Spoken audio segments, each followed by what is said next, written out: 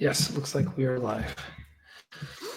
Just double check that everything is working on the Facebook side.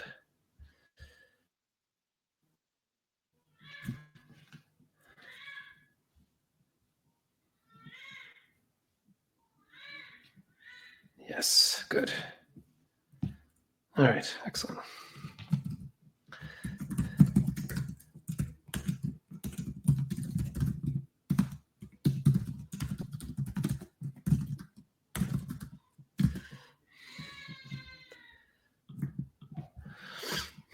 Okay. Okay, good. People are starting to show up. Excellent. Looks like it's John Simmons. Hello, John Simmons. Hello, John. Good. All right, and let me also just one more post on my personal profile, and then we will start officially.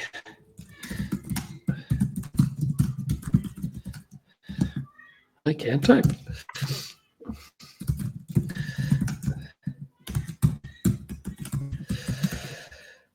Okay, so at long last, I am here with Katherine Hyde after a unprecedented series of technical and otherwise difficulties, one of which included wildfires, which if you live in California, you know that this isn't, these last years, this isn't all that strange, fortunately. But last week, the power was out in half of California, so instead of forcing poor Katherine to drive somewhere and talk to me on her phone in the darkness, I thought that we would wait and actually do like proper normal people in the coziness of our own home, although I'm in DC, not at home, but it's a different story. John Simmons is watching from the hot tub. Good. Very cozy. Excellent. Catherine, it's good to finally have you here. Why don't you tell us a little bit about yourself, because I'm sure you can give a better introduction than I am right now. Okay. I write a variety of things. I have a traditionally published traditional mystery series called Crime with the Classics, which has 4 volumes out now. I've done a couple of picture books through Ancient Faith Publishing, and I just republished my young adult fantasy, The Dome-Singer of Falenda, through Waystone Press. Yay! Which is why we're here today. That's the main reason. Yes, those of you who didn't catch that, Waystone Press is the environment through which I publish my own books. I am a publisher as well as an author, for those of you who don't know. And Katherine has generously agreed to publish with us. We're very happy to have the book out, and it's out already, but we'll talk about that a little bit later. And we'll let you know about ways you can get the book both in electronic format and in paperback format, including a giveaway, which we'll talk about a little bit later. But yes, Katherine, you and I, we've known each other for a while, but in terms of our literary friendship, how did that begin? Remind me and tell everybody else. And I want you to especially talk about Oregon Writers at the Beach. Oh, okay. Well, we met through your organization, Conquering Time, I believe, many years ago. Yeah. I don't know how many. Many. I read a chapter of what was then my current novel at an event that you held. I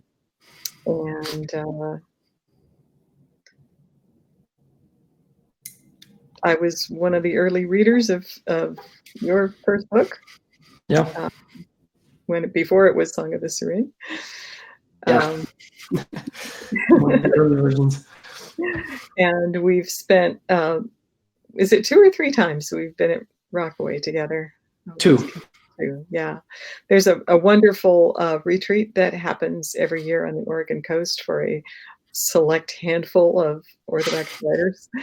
And yes, we're very special. I've been there every year except one. I missed this last year because I was in Russia. But we've been there together twice, and that's a wonderful way to really get to know people as authors and as people. Yeah, tell us a little bit more about how it works and who can go, and because I know there are some authors who come and listen to these interviews. So maybe you can talk a little bit about how it works, what it looks like, and why it's such a good idea for people to actually want to be there. Yeah. Well, it's held at a place called the Oregon Writers Colony House, which is owned by the Oregon Writers Colony, and they rent it out very inexpensively to members of the organization. It's fairly inexpensive to join. This particular retreat is organized by Jan Baer, who lives in Portland, and she's usually sends out a notice in January or February to people who have attended or expressed interest, letting them know when it's going to be, and people start flocking to sign up. The house is fairly small, so we can only take about 8 people at a time. So it's first come, first serve. But, sometimes people drop out at the last minute and whatnot. So if you don't get your name in right at the beginning, don't despair. Still possible you may be able to go. The format of the retreat is we spend the days writing. It's quiet time in the house, and we grab a corner and pretend that we're all alone and just write away. And then in the evenings, we take turns cooking dinner for the group and drink a lot of wine and tell a lot of funny stories. And occasionally, to my chagrin, get diverted into church politics, but we try to keep it. And then after dinner, we anybody who wants to can read aloud whatever they're working on to the group and get a little feedback of whatever sort they like. So it's a tremendous time of fellowship and professional growth and rest and refreshment, and yeah, it's just great. For me, what was so positive was that people like you and Bev Cook, who already have been published and have been doing this for longer than I had at that point, being available for not simply feedback, but the kind of loving and nurturing commentary that's so necessary for beginning writers, because beginning writers think that they know everything, even when they know that they don't. So to have simultaneously loving and yet critical response is something that's actually very difficult to do these days. A lot of writers and a lot of authors are very down on these sorts of writers groups, especially outside of sort of the Orthodox ecosystem. If you go to the sort of more all-inclusive kinds of websites for writers and online groups for writers, a lot of them will say stay away from writers groups because they'll hamper you, because it's nothing more than the personal opinions of somebody who is probably sort of out to prop himself or herself up at the expense of other writers, even if they're not realizing it. And this seems to be the reality for a lot of writers out there, especially in this ever increasing competition, especially now that so many people can have the ability to self-publish. Whether or not they should is a different story. But this is a entirely different kind of. It's more like the Inklings. It's a place where you can feel safe, where you know that the feedback you're going to get is going to come primarily from people who know what they're talking about. And if some of the other writers who maybe don't know what they're talking about provide feedback, then the elders very gently then redirect the sort of over-enthusiastic youngling and say, no, wait a minute. I found it incredibly stimulating, and just the ability to be in silence for so many hours at a time, to write or something else, but everybody else is writing, so you feel bad if you're not actually sitting down and writing. I think my record was 20,000 words over the course of the week, which I've never duplicated since then. But that's typical for me in a week at Rockaway, 20 to 25,000 words. It's typical. Yeah. So if anybody out there who's listening is interested, let me know by email, and we can talk about it. And certainly, if it's a good fit, I can slip your name over to Jan, who may or may not be listening right now. Sometimes she comes and listens to these live things, but sometimes not. So let me know if you're interested, and maybe we can suggest something. Katherine, back to your writing process. I have a few questions that are sort of standard that I ask everybody, and some of them have curveballs in them that are specific to to the writer that I interview, because oftentimes I have some idea of who you are in advance. So, so here we go. What was the first book that made you cry? Good heavens. I have no idea. This would be going back really deep into my childhood. I would venture a guess that it might have been Winnie the Pooh, because the ending of the last Winnie the Pooh book always makes me cry now. Of course, that's kind of adult nostalgia going on there with the boy and his bear that will always be playing. Yeah. But it's entirely possible that it made me cry when I was young. And the other thing, my other guess would be the picture book, The Little House by Virginia Lee Burton. That always made me cry. And I think it probably always did. Speaking of Winnie the Pooh, did you watch that movie with Ewan McGregor where he's Christopher Robin as an adult? What did you think of it? It had very little to do with the actual Winnie the Pooh stories, and you know, the way they portrayed Christopher Robin's life was not at all what his life really was, which, you know, bothered me a little bit. But it was fun. I enjoyed watching it. You know, it's not going to become one of those classics that I go back to every 6 months, but yeah, I watched 10 minutes of it and I started to scream at the screen, so I turned it off. But it had a few things that just the poor movie didn't know that there are certain things that just trigger me. So it had like all of them in a row within 5 minutes. So I just went, that's yeah. Anyway, I'm sorry, I'm going to be coughing occasionally. I'm getting a little cold. Katherine, does writing energize you or does it exhaust you? It depends on how it's going. If I'm in the zone, it energizes me. If I'm struggling and stuck and don't really know what I'm doing, then it's exhausting. So technically speaking, then, what do you do to get in the zone? Is it something that you hope will descend upon you, will descend down on you from high, or do you have a habit or a ritual that you use to expedite the process? I've never discovered how to reliably invoke the zone. No huffing of volcanic fumes, no. Yeah. You know, if I put myself in my chair at the right time of day, which is usually right after breakfast for me, I have my cup of coffee, and sometimes I have a little some kind of a little mascot for the book I'm working on. Like I had a little Jane Austen figurine when I was writing Arsenic with Austen. Nice.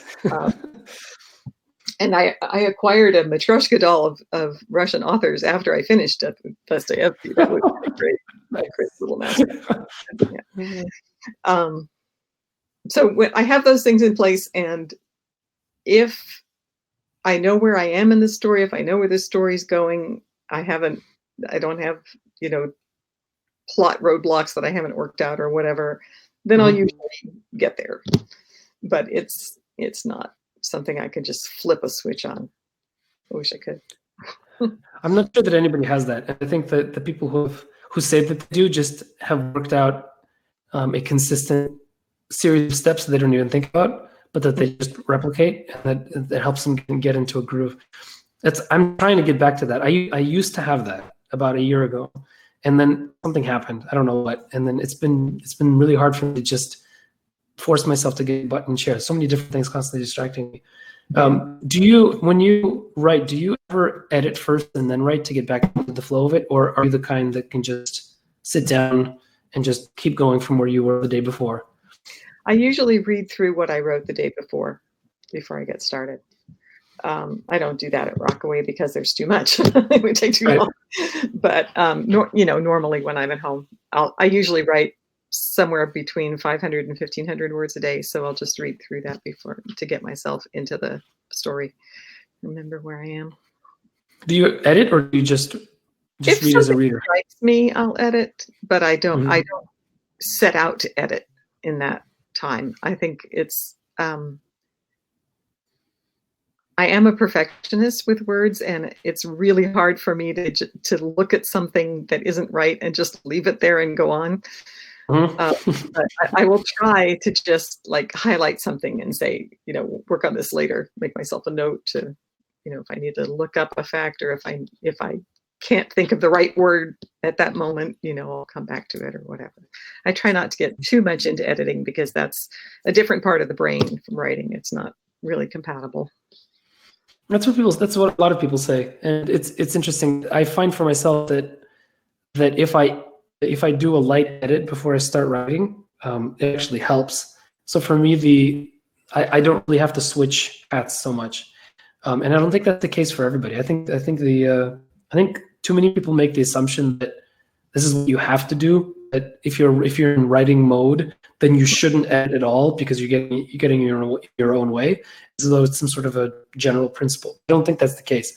I think it's true for a lot of authors, but I just want, if any authors are listening, I want you to feel free to edit as you write if that's what you like to do. There was one writer, I can't remember who it was, somebody really famous who did that, but he never called it editing.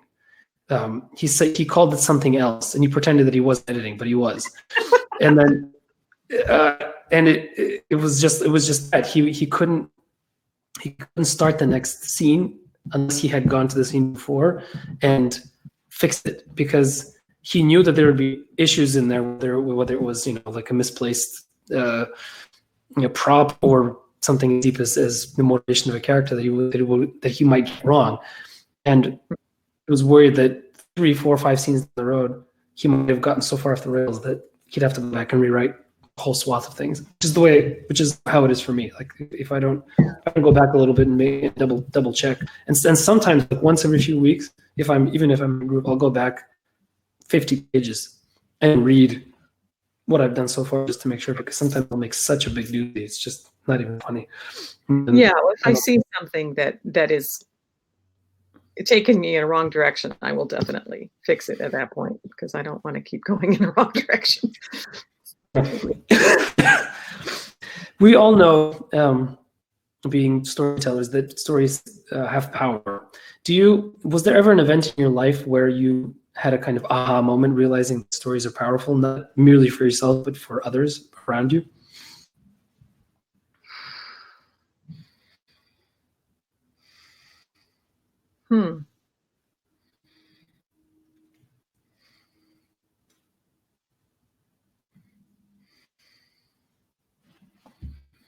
I don't know. I feel like that's something that I have always taken for granted. I've been story has been such an integral part of my life for as long as I can remember. I started reading it when I was 4, and I never stopped. So it's just what astonishes me periodically is not that story has power, but that some people don't understand that. That when I meet somebody who says they don't read, or I'm just taken aback. I can't even process that information. How do you exist without story in your life? And they're probably getting it from other sources, from movies or whatever. Still, it's, the book is the primal vehicle of story, as far as I'm concerned. So. No, I agree.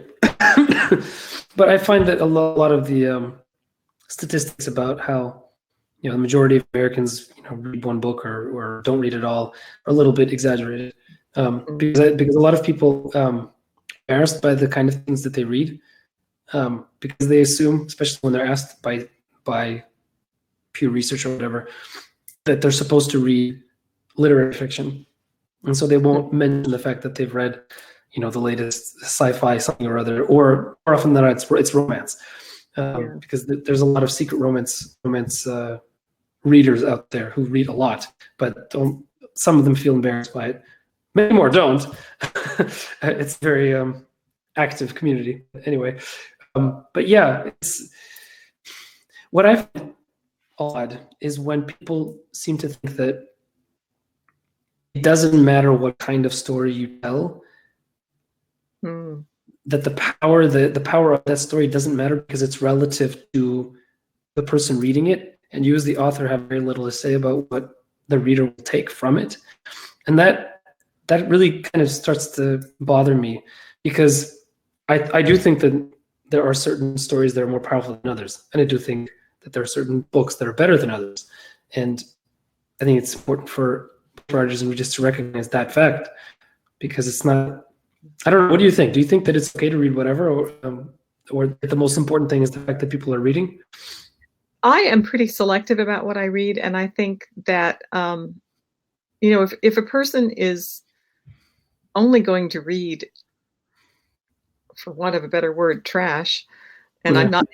I'm not going to make any pronouncements about what constitutes trash, but I think we all have an idea in our minds of what that means. Yeah. If a person is only going to read trash, then I don't really see that it's going to make their life any better or make them better people than if they didn't read at all. I think it might make it even worse. Yeah, very likely, because it's kind of like eating nothing but candy. Mm-hmm. It pleases a certain superficial pleasure center, but it doesn't develop anything deeper. It doesn't nourish you in any significant way. Yeah, and it's of course, as authors, it's hard to talk about this because, of course, you want your books to be considered to be, on the upper spectrum of what's important and what's powerful. Right? So when I'm asked these, I'm going to ask these questions about crime with the classics. I want you to be honest with me and not worry about appearing not humble enough. But what was the impetus behind the idea of crime with the classics? And in one or two sentences, explain what it is, what the idea was, and what you were hoping to achieve as a writer for your reader. Well, I decided I wanted to write a mystery series because I wasn't getting anywhere writing other things, and because I've always loved reading mysteries. And mysteries are popular, so I thought this would be a way that I could reach some people in some way.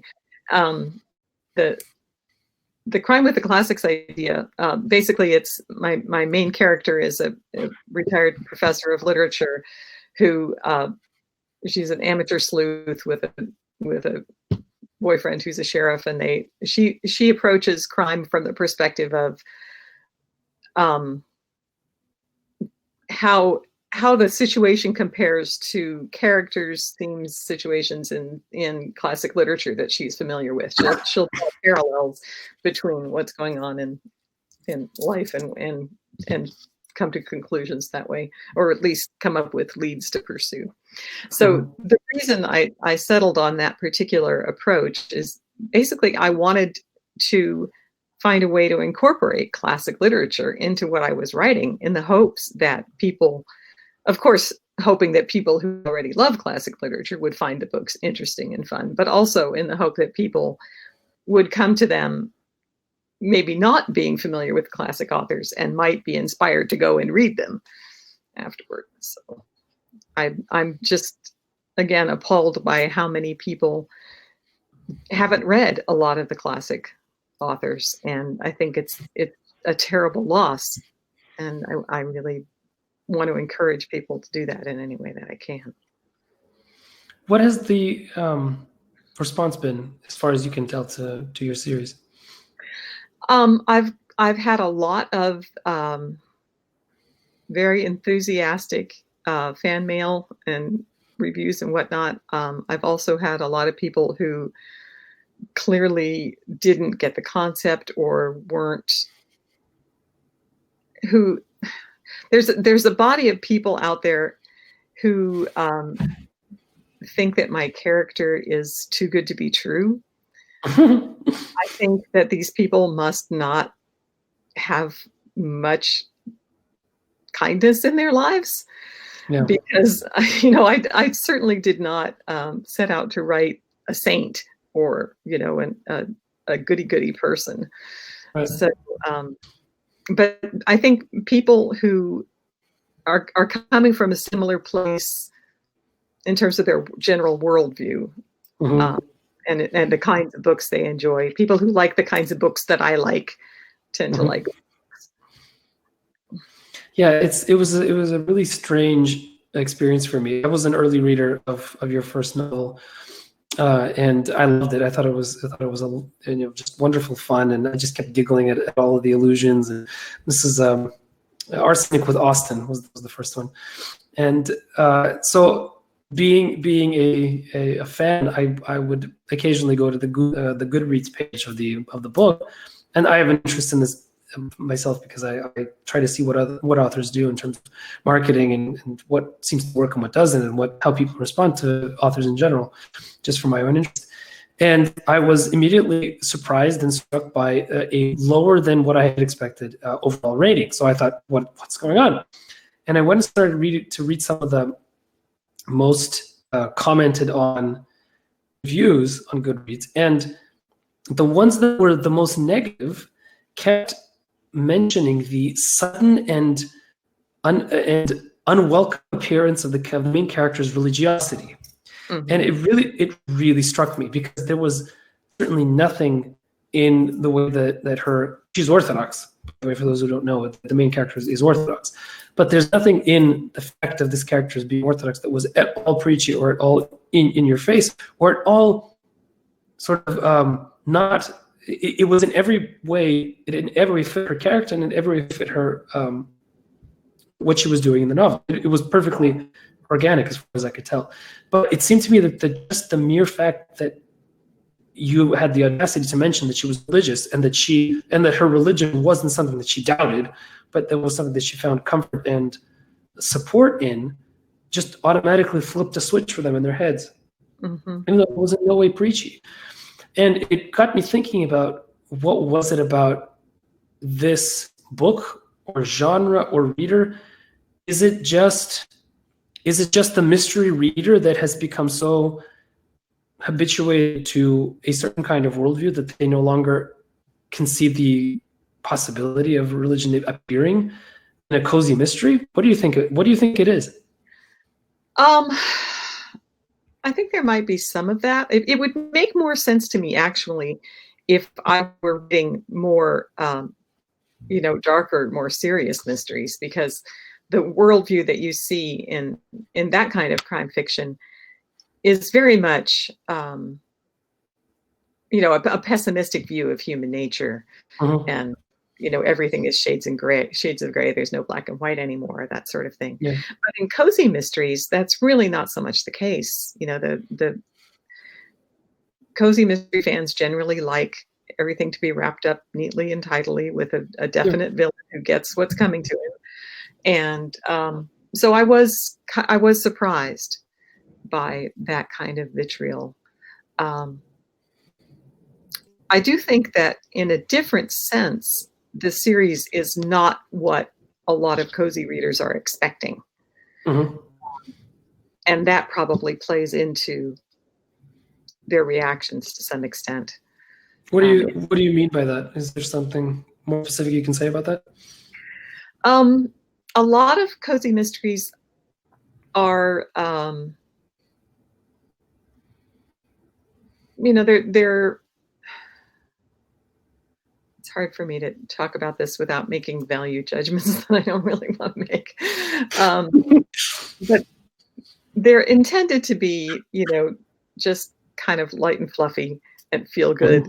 And they don't necessarily have anything deeper to say. They don't necessarily have any attempt at beautiful prose. Yeah, which I always attempt, though I don't always achieve. So you often do. I will say it. You can move on now. So I think, and some people thought there was too much romance in the first book, and it's just there's kind of a formula that I just didn't quite follow. Okay. It's interesting. I'm starting to see this more and more. So this drive towards specialization, this increase, I don't know even how you say it. People are there's no longer such a drive for a common culture that everybody can agree is interesting or important, increasingly people are just finding the little mini niches, and the niches are getting smaller and smaller and smaller and smaller, and they're starting to let themselves identity be determined by the niche. It's not. It's really strange. It's a very, and people aren't really. A lot of people aren't reading outside of the genres that they have decided to associate with themselves. So it's not merely I like to read this. It's I am this reader. Yeah. And it's a really strange thing. And because I am this reader, I will not read anything outside of the formula, because the formula defines who I am. It's really weird. Yeah. I'm not sure what to make of it. I'm not sure what it means for literature in general for the 21st century. I find it a disturbing trend. I think part of it has to do with the way books are marketed. There's this heavy emphasis on, defining your genre so that you can market to your target audience. Yeah. But that really can't be all of it, I don't think. But no, that seems to be a reaction to reality rather than something that sets the reality. Yeah. And there are people who not only do they only read cozy mysteries, but they only read cozy pet mysteries, or they only read cozy cooking mysteries. It's really yeah, and if you dare to transgress formula, then there's something wrong with you. How dare you? It's really very strange. But I don't know what to make of it.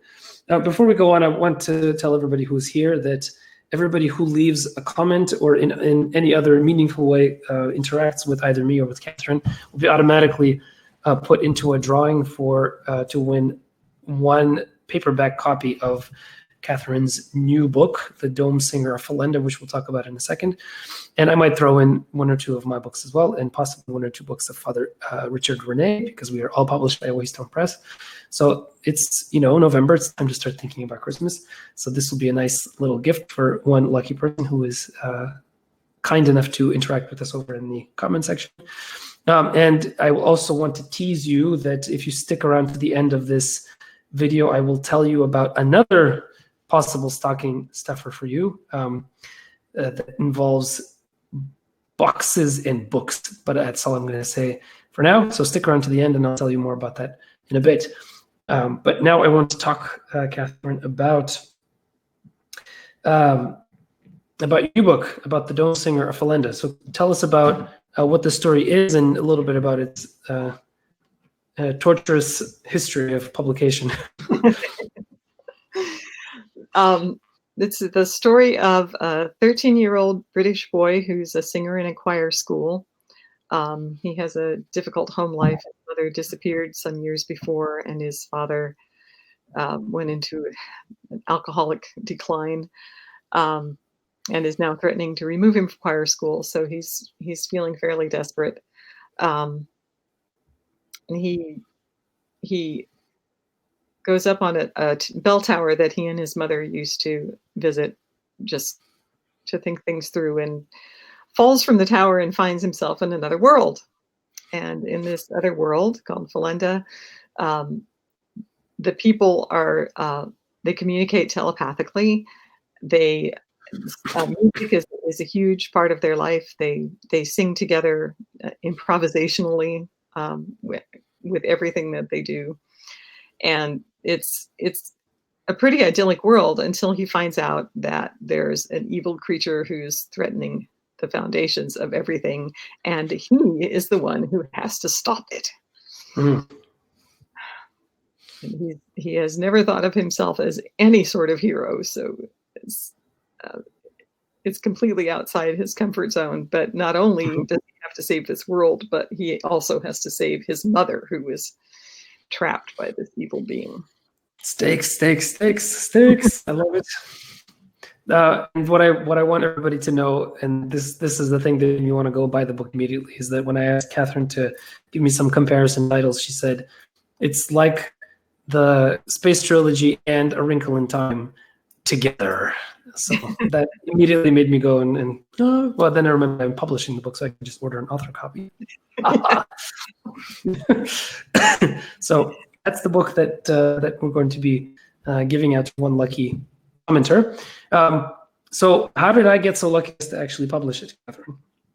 Well, when I first wrote it, which was, I don't even know how many years ago now, I initially tried the usual channels. I sent it out to a bunch of agents, and I got a lot of, this is nice, I like this, but I can't sell it in today's market, because the YA fantasy market, at least at that time, was heavily oriented toward dystopian and urban fantasy, that type of thing. So it was just not on trend. My book was not.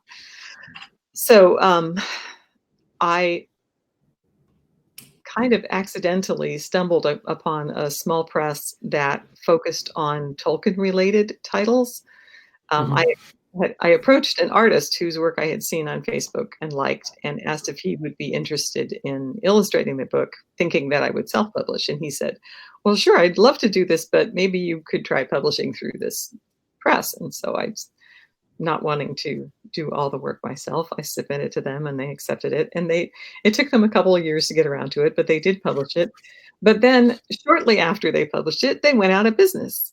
But I never saw a penny of royalties. Oh my goodness. Anything else. So yeah. So at that point, I pretty much made the decision that I would go ahead and put it out on my own, but it took me a long time to get that done. And you came into the picture somewhere in that process, and that was great. So. Yes. And I started to poke you and say, let's do this. Let's do this. Come on. Where's the book? Where's the book? In front of me. And now it's out, finally. Yeah, so it's actually available for sale now. We've decided to make the electronic version of it exclusive to Amazon. And the reason for that, for those of you who don't read on Kindle, is because for authors who are self-publishing and have published no more than one book, it makes no sense to avoid Amazon's exclusivity, because Amazon's exclusivity gives some perks about visibility and things. And nowadays there are so many books being published through Amazon, self-published through Amazon, that if you don't use Amazon's own built-in bells and whistles, you will just be completely overwhelmed by the millions upon millions of books that get published every year, most of which are absolute trash. And I'm okay about making valuations, so I will just do it for you, Catherine. So we're hoping to get a little bit of a blip on the radar using Amazon's help as far as that's possible. But all of you who have had a chance to hear about it and read it, make sure that you tell your friends about it and get them excited about it, because this is nowadays, in our day and age, word of mouth is really the only thing that gets books read. It's the only really effective way of getting the word out is word of mouth, is people telling other people about books. So keep that in mind as you look for this book out there and buy it and read it. A few more questions, Catherine, about your process and about the writing life. What's your favorite underappreciated novel that you want everybody to read? Oh, golly. Something by Elizabeth Goudge, and you could just pretty much pick anything. The Green Dolphin Street is a masterpiece. It's considered her greatest book, and it is a masterpiece. And everything that she wrote that I've read is just wonderful. She's a very accomplished writer, and she also has a worldview that is just full of light. It's and Green Dolphin Street is a story with a lot of pain in it, but there's a tremendous amount of growth and forgiveness and light at the end. It's just wonderful. Name? Pardon? How do you spell her last name? Oh, Goudge. Goudge. Okay, everybody go check out Elizabeth Goudge. Such a great name too. Do you view writing as a kind of spiritual practice? Yeah, some days more than others, but yeah, in order to write well, you have to know yourself. You have to be honest with yourself. And that's foundational to the spiritual life. Mm. And you have to get out of the way. I believe in inspiration, but whether it's, directly by the Holy Spirit or mediated in some way, there is, I believe, a force outside of ourselves that it wants to speak through us in our writing. And for that to happen, you have to get out of the way. That's how Madeline Michael puts it, and I love that expression. Yeah. And that's what we have to do in all areas of the spiritual life. We have to get our ego and our hang-ups and everything out of the way so that we can perceive and act on the will of God. Which is so different from what all of the writing manuals say. A little different, yeah. It's interesting. I've been thinking a lot about what makes a good book from the writer's perspective, and I've been coming across the quality quantity thing a lot, because there does seem to be an idea that if you write a lot of books, then they're not going to be good, because you are not going to be able to put as much love, care, craft into the making of them. But I was listening to an audiobook on my way down to DC from today. It's a book called Atomic Habits, which talks about habit creation. It has nothing to do with writing. But the author talked about this experiment that was made. I don't remember the exact details, but basically it was a classroom setting for photography students. And the photography students were divided into two groups. The first group was told that they were going to be graded on quantity and not quality. Mm-hmm. So if they did 90 photos, they would get an A. If they did 70, they'd get a B. If they did 50, they'd get a C, etc. And the second half was told that they would be graded entirely on quality, and they would have to submit one photo. And to get an A, that photo would have to be, well, almost perfect. And I was really surprised by the result, in that the entire half of the class that worked on quality spent the entire time talking about the theory of what is good, and none of them got A's. In fact, some of them didn't even photograph. They didn't even submit a photograph. Wow. While consistently, all of the ones that were the best photographs were made by those who did the most, who were the most prolific, which is it goes against the grain of what we all think. I think what we were all taught in English class, maybe. What do you think? What do you think about being prolific? Do you have any idea of where quality, quantity intersects? How that all might work? Well, first of all, quantity is essential for learning in the beginning. Ray Bradbury said you have to write 1 million words before you write a decent story. Yeah. And obviously, the faster you can get through those 1 million words, the longer career you're going to have as a writer. I think beyond that, there's a lot of individual variation. I think a couple of writers I could use as examples who were very prolific, Agatha Christie and Anthony Trollope. Each of them wrote in the neighborhood of 70 books. Mm-hmm. And Agatha Christie's there's some really great stuff in there, and there's some not so great stuff in there. Mm-hmm. But Anthony Trollope, I haven't read one that wasn't good, and I've read quite a few of them. So I think in Agatha Christie's case, I think she may have actually been suffering from dementia toward the end of her life, and that may be partly responsible for some of the drop in quality. So I won't, take points off of her for that. But it's just, Trollope was extremely disciplined. He wrote from 5 to 9 a.m. every single day, and then went off to his job at the post office. And one could argue that there's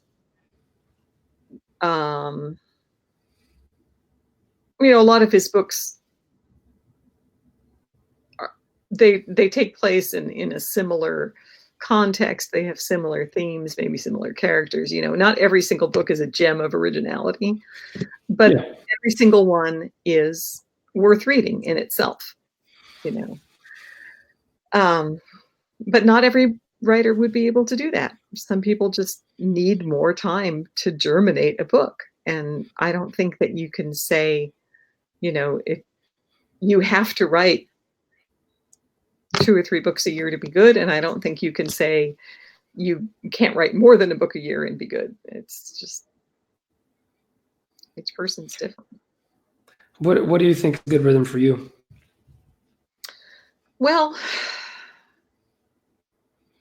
I write when I'm actually drafting. I write fairly quickly, and if I were writing full time, I might be able to put out 2 or 3 books a year and have them be of decent quality. At this point, I'm not writing full time. I have a nearly full time day job, so 1 a year seems to be what I can handle. But actually, if I had more time, I would like to be able to take more time with a given book. I might be writing, not write more books, but yeah, craft like the ones that you. Yeah, I'd like to take the time to. Usually, I have to get through an entire rough draft before I actually know what the story is about. In terms of themes, you know, I know the plot, but then something always reveals itself to me in the writing process. Like, oh, that's what I need to focus on. So then I have to go back and rewrite. And typically I don't have time to do as much rewriting as I'd like to do to be able to really do justice to that. I had this pattern in college where every single time I had a paper due, I stayed up all night the night before. And by the time the paper was due, I had a decent first draft. As if I had taken more time, I could have had an actually good paper. Yeah. But this is the curse of people with literary talents. They don't have to work so hard. So they let it until the very end. But I'd love to be able to take, you know, as much time as I felt I needed. That's what you lose when you become a traditionally published author, because the publisher wants more books and they want them on a schedule, and they don't. It's interesting. Like I've noticed that there are a few series that I've really enjoyed from. I don't read too much of the really current fantasy writers. Most of the stuff I read from stuff that's published now is in fantasy, just because I need to limit myself. Otherwise, I'd never get anything done. But I've noticed that a few of the ones where the book ones have been really, really good, it's not uncommon for books 2 and 3 to just be completely off the rail terrible. And it's entirely obvious from reading it that they're trying to stick to a formula because they're on a schedule. That they have to do this now, and the only thing they can think of is doing something slightly different from book 1 because book 1 worked. And it's really sad because there's some really good writers out there who aren't giving themselves enough time, or I don't know what it is, but it's happened more than once. There are a few authors that I will never read again, even though the first book in their first series was a revelation. But I will never pick up another book because book 3 in that series was so horrific. I'm specifically thinking, for those of you who read this, I'm thinking of Anthony Ryan, who's an English writer who published a book called Bloodsong. He self-published and it became a runaway success, and then it was picked up by a major publisher, and then it kept on being a runaway success, and he signed a deal for 2 more books. And book 2 was not very good, and book 3 was one of the worst things I have ever read. And I couldn't believe how he could have gone from this fresh, new, interesting take on sort of fantasy Bildungsroman, which is what most fantasy is these days, the growing up of the young man going to a warrior academy or something or other, with a calling or a special gift. It's all very formulaic. But it was a revelation. And then by book 3, it was this horrifying, just, I don't know, it was awful. And it happened again and again. So for myself, It's one of the reasons why I have these interviews, because I want to learn from people who know what they're doing. It's good to hear that sometimes it's okay to take your time, because there seem to be two paradigms. Take forever to write one book and be proud of taking 15 years to write the one book, or write one book a month, because that's the only way to make money, and nothing in between. So it's good to hear, real experiences from real people. One last question. What do you owe real people upon whom you base your characters? I have done very little basing of characters on real people, honestly. Okay, interesting. The main character of my series has a dead great aunt who resembles sort of a combination of my grandmother and my great aunt. But I drew elements from both of those people. But she's dead at the beginning of the first book, so she only exists in memory. And Emily sort of channels her when she needs to be firm and assertive and put people in their place, because that's not a quality that she herself possesses in abundance.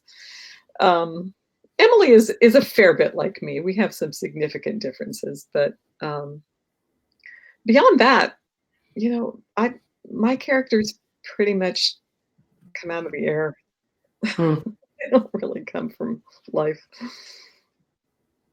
That's really interesting. Yeah. They're all probably some version of yourself, even if you don't know it. Yeah, probably. What do you want your readers to do as soon as they finished one of your books? Read the next one. No. I hope that they will kind of live with the book for a while. I hope that it will stay with them, that they will kind of, the characters become a part of their world in a subtle, subliminal sort of way, and that they will come to look on them as friends and wonder what's happening with them. And I hope they'll think about, things that have come up in the stories. That the theme of forgiveness comes up a lot, and that's something that I hope people will take to heart and really think about, because I think that quality is in woefully short supply in modern society. It's not even seen as a virtue anymore. It's not even something people strive for in the world. Yeah, it's true. I'm really glad to hear you say that, because I think most people, many authors nowadays, are either told to, or they automatically assume that they have to default to something like, I just hope you don't forget who I am as soon as you finish my book. There's so much noise out there. It's like a fire hose of information. And the best that many authors can hope for is that you've tantalized them enough that they'll go on and read the next book. But what you said is wonderful. That's really what we all want, isn't it? To affect the reader in such a way that they actually stop and like live with the book for a little while, so that it really changes the reader's life in tangible and real ways. I think that's beautiful. Where can people find your Crime with the Classics books? They can find them at any online retailer. The Cyanide with Christie is now out in paperback and should at least be orderable through bricks and mortar bookstores. The first two books, Arsenic with Austin and Bloodstains with Bronte, may be also orderable, but I'm not sure exactly what their status is at this point. And then we should explain that you had to switch publishers in midstream. Yeah. Effectively.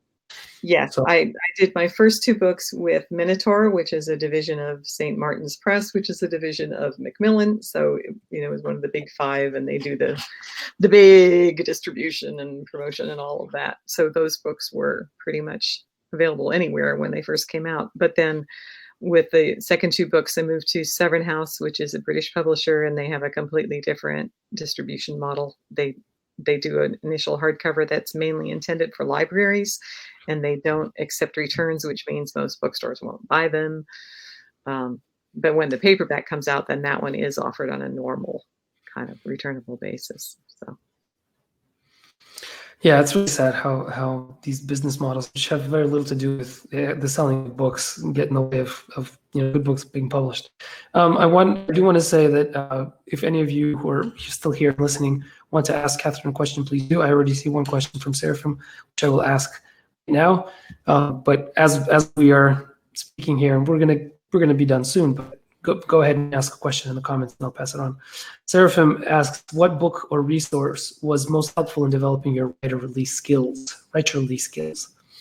Oh my gosh. Just one? You don't have to limit yourself. You can do more than one. Yeah, I read so many good books and attended tons of conferences and workshops and whatnot. One of my favorite writing books is Anne Lamott's Bird by Bird. Another one that's kind of on the opposite end of the spectrum is John Gardner's On Becoming a Novelist. I think if a beginning writer wants to know what is the most important thing you can do to become a better writer, I would say go to a conference that offers some kind of workshop. Workshops are not perfect. You will get a lot of weird feedback from people who have their own agendas, whether it's competitive or they're just writing a different genre and they think your book should sound like their genre or whatever. There's all that is going on, but at the same time, making connections with other writers is absolutely key. It's just so important. The first conference that I went to, I met people who became critique partners. I met people who became lifelong friends. I met people who, some people who could potentially have advanced my career, although I didn't end up going in the direction that conference was aimed at. But it's just all those kinds of connections, just mutual support and learning from each other and helping each other out. It's just absolutely invaluable. Yeah, and I'll double that and say that if again I'll repeat it. If you think that a week at in a beach house in Oregon is something you might be interested in, let me know in a personal message and I'll connect you with the organizer, because that really, yeah. And if that's not something that's possible, just look for a writers conference in your area. They're all pretty much, I mean, some of them are really terrible, but and a few are really wonderful, but I think most of them will probably fit in sort of the middle, kind of have good aspects and bad aspects to them. Yeah. Well, it looks like that was the only question we have. So I see one down here. John. Is there another one? Oh, John asked a question. Good. Well, then you can answer. Is it ever possible to refuse deadlines from a publisher? Oh, yeah. It's possible to negotiate. I did negotiate the deadline for my next mystery execution with Elliot, which the publisher wanted sooner than I was willing to provide it. And even though it's written into the contract, I may have to negotiate it some more because my life has been so chaotic the last few months. Yeah. I have not made very much progress. But I had the trade-off was that they would only give me a 1-book contract. If I had agreed to the deadlines they wanted, I would have gotten another 2-book contract. But they didn't want to plan that far ahead. So there you go. Refuse a deadline, but then they might refuse your book. Especially if you don't have a track record of successful books with their publishing house. Meaning if you're just starting out. Anyway, it seems like nowadays writers are not in a position of in a strong negotiating position, no matter who you're publishing with. Yeah. Well, of course, you have to have your novel finished before the first one is ever going to be accepted. So the deadline's not an issue with that. It's just usually if it's any kind of a series related genre, they'll probably contract 2 or 3 books, and then that's where the deadlines come in. Yep, there you go. Well, I think that's the last one. Oh, could one of you talk about Waystone Press? Yes, I can talk about that a little bit, but I'll talk about that after we let Katherine go. I can be on a little soapbox and declaim. But I want to thank Katherine. Thank you for coming out. I'm sorry it's taken so long for us to do this, but it's been a real pleasure, and I think we'll probably have an opportunity to do it again at some point in the not too distant future. So I'll be looking forward to that. You too. Thank you very much. I've enjoyed it. Good. So that was lovely. Katherine is a wonderful teacher. She's a fantastic writer. I do recommend that you all check out her Crime with the Classics series. And yes, please do check out the Dome-Singer of Falenda. Seraphim is asking about Waystone Press. Waystone Press is the imprint that I founded when I started to publish my books. Initially, the idea was that to have an imprint as an actual company that publishes my books is an important step to differentiate what I'm doing from the unfortunately vast majority of self-published authors who don't think of their books as part of a writing business. And so they will have a label on their book that says published by CreateSpace, it used to be, or by Amazon Publishing Services, which is a kind of a brand for a book that the book isn't very good. That's not true of all of them. Some books are good, but it shows a lack of interest in an important part of the publishing process, because if you're going to be self-publishing, there's really only one good reason to do it. It's because you want to have, for whatever reason, a lot of control over the process of publishing, because what you have to publish is too important to hand over to a publishing house that might mess it up, might mess up your vision. But it also means that you are taking on the responsibility of the publisher.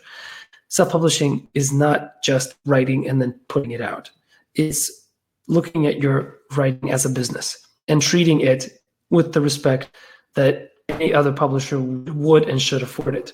So initially, Waystone Press was just my imprint for my books. But I knew that there were other authors who might be interested in independently publishing their books, meaning take a not simply creative interest in their books, but also a professional interest in how the books are published and how the books are promoted, and to have a chance at an author career over which they have more control. So I decided that I would open up Waystone Press to certain other authors whose books I already knew, for the most part, who exhibited enough professional interest to take seriously the process of publishing independently. Because it's true that if you're going to publish independently, you have to have a high degree of readiness to market, to take a very important and to take a lot of care and attention in the design of the book, the cover, make sure to vet the right kinds of editors, to present a product that is professional in every way, that is physically, meaning on the surface level, indistinguishable from something that's published by one of the big five. And this is possible to do now. And it's the only real difference is that you have to have a lot more interest in doing this as a business, and you have to provide all the money up front. If you publish the publisher takes on the cost, but they also give you a much less of a royalty. So Waystone Press, the idea of Waystone Press is that it's a cooperative of independent authors, all of whom write a certain kind of book. And that certain kind of book it fits under the tagline, telling old stories in new ways. The idea is being that I am interested in publishing stories that adhere to an old-fashioned formula, that follow the hero's journey, that have a old-fashioned interest, old-fashioned and traditional worldview, but told in ways that are not simply copying the classics, told in new, interesting ways by new and interesting writers. So it's not a publishing house in the traditional sense. I'm not accepting submissions from people to then publish them and take on the financial burden of publishing on myself. I'm offering an opportunity for independent-minded authors, a very small number at this point, to use the name of Waystone Press so that we can help each other and collaboratively create a kind of brand, for lack of a better term, of fiction that people will start hopefully to recognize as something that is of a certain quality. And right now there are 3 authors that are publishing under Waystone Press. I'm one of them. Father Richard Renee, who is publishing under the name Richard Garcia Morgan, is publishing, and now Katherine Hyde is publishing the Dome-Singer of Falenda under Waystone Press. All 3 of us write a certain kind of story. We are interested in a certain kind of experience for the reader, and even though we have different kinds of books, I think they all fit very well under the umbrella of telling old stories in new ways. You can check it out, all of our books, on waystonepress.com, where I'm going to be offering in the near future tutorials, lessons, and possibly even courses in the business and the craft of writing.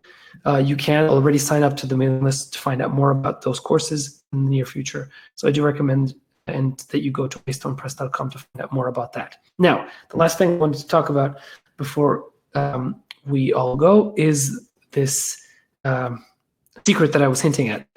So in addition to offering one person a free giveaway of 2, possibly 3 books just for commenting in today's interview, I'm also very pleased to let you all know that the Song of the Siren is being featured as in a Noble Bright fantasy book box called Phoenix Crate.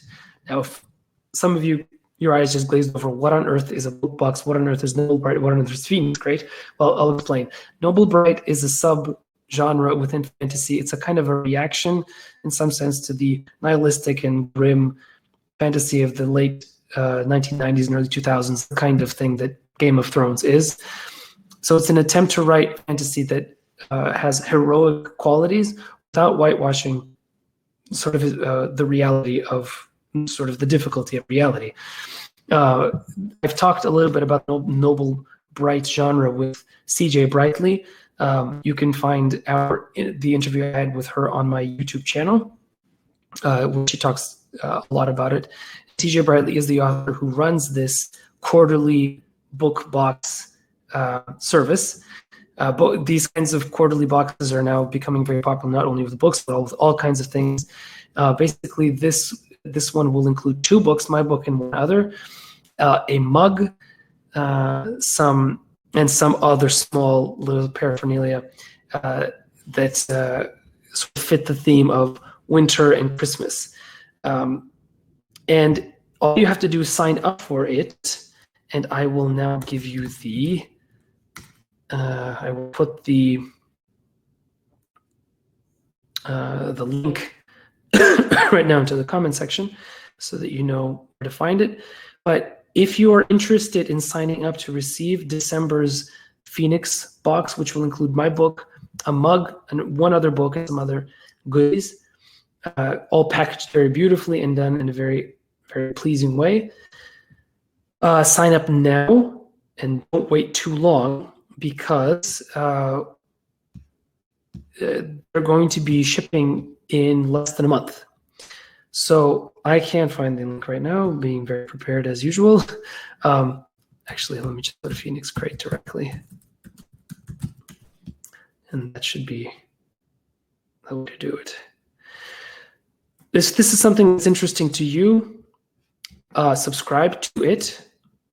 It's very reasonable, and if it's not something that you want for yourself, why not suggest it for a friend? For PhoenixCrate.com. I've put it into the comment section. Go and check it out. The point of Phoenix Crate is to actually feature independent authors who are not generally very well known. And here's Cecilia, the CJ Bright herself, is here to tell us a little bit more about the second book. She says it's in the deluxe box and just both books option. The regular box has my book and the goodies. So there's 2 options you can sign up for, one with 1 book and one with 2. I've put in the the link into the notes. So go ahead and check it out, and hurry up on that because we're going to be shipping very soon. So I'm very happy to be. I'm very honored to be featured this month. Thank you, Cecilia, very much for agreeing to include me. And again, thank you all for coming out and asking your questions and chatting with us. It's always a pleasure to see you all here. And our next author will be in about 2 weeks or so. An unusual author, an author of history, not of fiction. But we're going to be talking world building. And his name is Father John Strickland. He's a historian, and he writes some very, very beautiful and interesting books. In particular, the one that he's writing and has published recently is called Age of Paradise. It's a history of Christendom, starting from the very beginning all the way to roughly the year 1000. A very, very interesting look at the history of Western civilization. And I wanted to specifically talk to him about how history is a kind of world building, and how both authors and historians world build, at least partially, when describing an idealized, or a ideal rather, version of what our reality should be, and how history can help us get there. So that should be really interesting. I'm looking forward to that very much. I will let you know about that in the near future. In the meantime, that's all for tonight. And before my voice completely gives out, I'm going to say goodnight to you all. Thank you all for coming out. See you next time. Bye-bye.